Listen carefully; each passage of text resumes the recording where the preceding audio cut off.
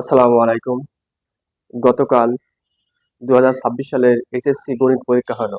ক্যাজুয়ালকে যে প্রশ্ন হয়েছে এটি সারা বাংলাদেশে কিন্তু একই প্রশ্নেই পরীক্ষা হয়েছে। সেই ক্যাজুয়ালদের গণিতের যে এমসিকিউ আছে সেগুলোর ব্যাখ্যা সহ সমাধান এখন আমি তোমাদেরকে করিয়ে দেব। এখন খেয়াল করো যে 1 নম্বরে আছে বি ইকুয়াল 1 2 3 4 হলে বি এর প্রকৃত উপসেট এর সংখ্যা কত? প্রকৃত উপসেট চেয়েছে। এই প্রকৃত উপসেটের একটি মাত্র সূত্রের মাধ্যমে এই গণিতটা করা সম্ভব। প্রকৃত উপসেটের সূত্র কি? Two the power n minus 1।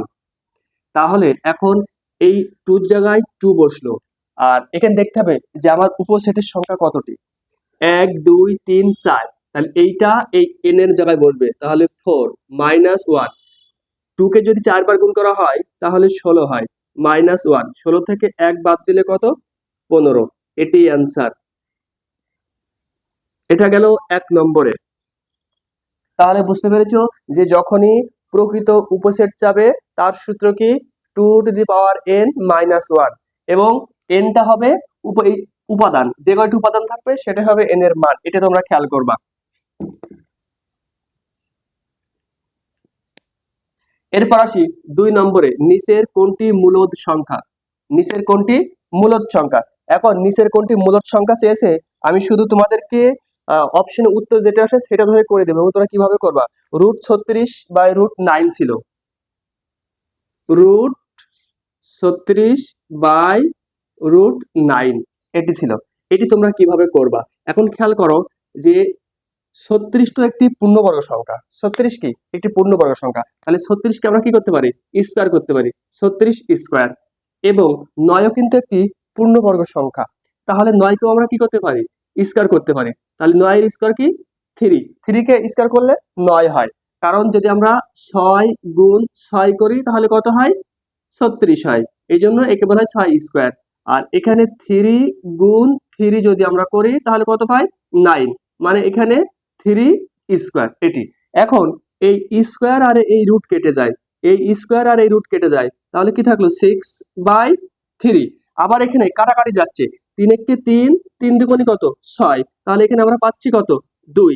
এই 2 হচ্ছে অ্যান্সার 2 নম্বরে। কারণ এটা আমরা পিকিউ আকারে প্রকাশ করতে পারি। পিকিউ আকারে প্রকাশ করতে পারলেই সেটা কি সংখ্যা? মূলদ সংখ্যা। তাহলে 2 কি হলো? মূলদ সংখ্যা হলো। এরপর আসি 3 নম্বর। 3 নম্বর কি বলছে? 0.45। ওর মাথায় এই যে দুইটা বিন্দু বা চিহ্ন দেখতে পাচ্ছ, এটাকে বলা হয় পৌনঃপুনিক।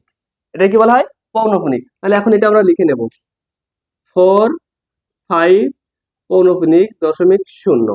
এখন খেয়াল করো, এখানে 4 বসলো আর এখানে 5 বসলো, আর এই যে এর মাথায় পৌনঃপুনিক আছে মানে এই জায়গাটায় 9। যেহেতু দুইটা পৌনঃপুনিক আছে তাহলে দুইটা 9 হবে। সবসময় খেয়াল করবা, আমরা যখন অঙ্ক করি তখন দশমিক তোলার জন্য কি বসাই? আমরা 1 বসাই, এবং ওর পরে যে কটা সংখ্যা থাকে সে কটা শূন্য বসাই।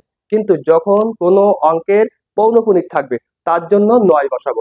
তাহলে এখানে দুইটি অঙ্কের উপরে পৌনঃপুনিক আছে, এই জন্য আমরা দুইটি 9 বসাইছি। এবং এটা আমরা কিন্তু কাটাকাটি করতে পারছি। খেয়াল করো আমরা কিভাবে কাটাকাটি করব। 5 নং 45, আমরা 9 দিয়ে কাটছি। 5 নং 45, 9 11 কত হয়? 99। মানে 9 কে 9, 9 কে 9। আমি বলছি কত দিয়ে কাটছি? যে 9 দ্বারা কাটাকাটি করছি, তাহলে ওই 9 কিন্তু আর বসবে না। তাহলে 9 দিয়ে যখন কাটছি তখন 5 নং কত? 45, 9 কে 9, 9 কে 9, মানে 9 11 99। তাহলে এখানে আমরা উত্তর পাচ্ছি কত? 5/11। এটাই অ্যান্সার।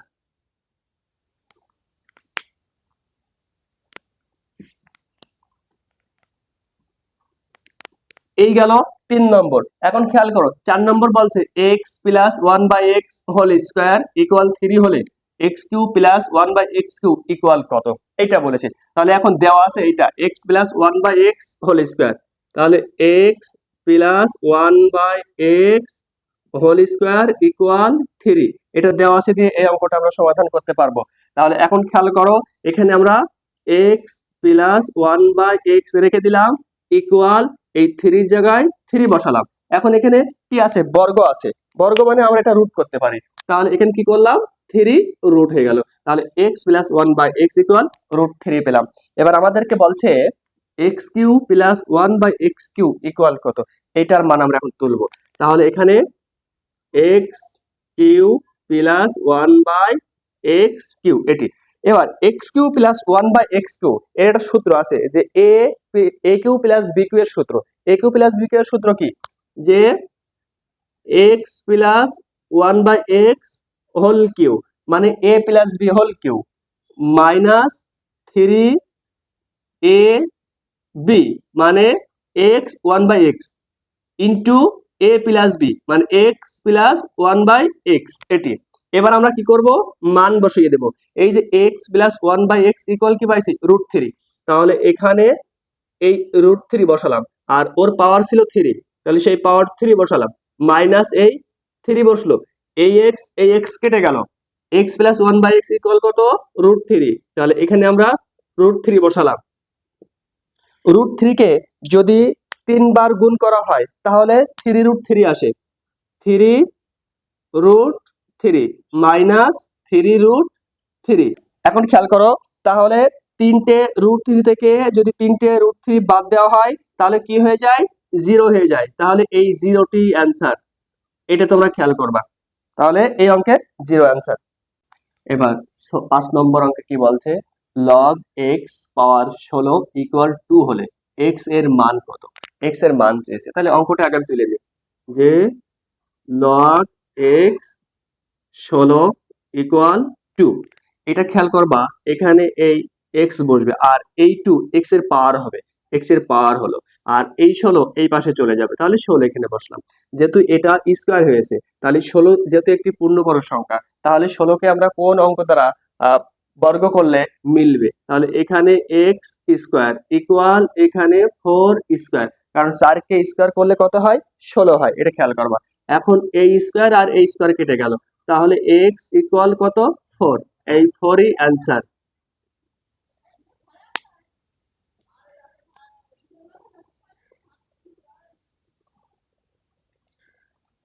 এরপরে আসো 6 নম্বর অঙ্কে কি বলছে, একটি বর্গের বাহুর দৈর্ঘ্য 10% হ্রাস পেলে ক্ষেত্রফল শতকরা কত হ্রাস পাবে।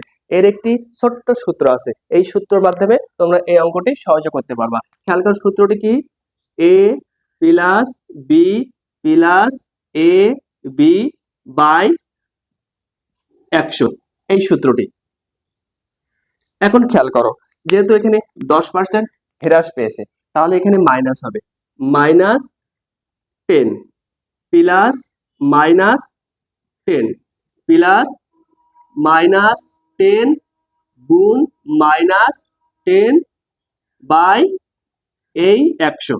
এখন এখানে -10 প্লাসে মাইনাসে -10 প্লাস মাইনাস 2 বার গুণ করলে কি হয় প্লাস হয়ে যায়, তাহলে 10 আর 10 গুণ করলে 100 আর নিচেই কত 100। এবার এখানে আসো, মাইনাসে মাইনাসে কি হয় প্লাস হয়, কিন্তু চিহ্নটা মাইনাস বসে, 10 আর 10 যোগ করলে কত হবে 20 প্লাস এই শূন্য এই শূন্য এই শূন্য এই শূন্য কেটে গেল, তাহলে এখানে কত থাকলো 1 থাকলো। এবার এখানে -20 থেকে 1 বাদ দিলে কত থাকে -19, তাহলে এটা পার্সেন্ট, তাহলে এখানে উত্তর আছে 19, তাহলে উত্তরেই 19 হবে।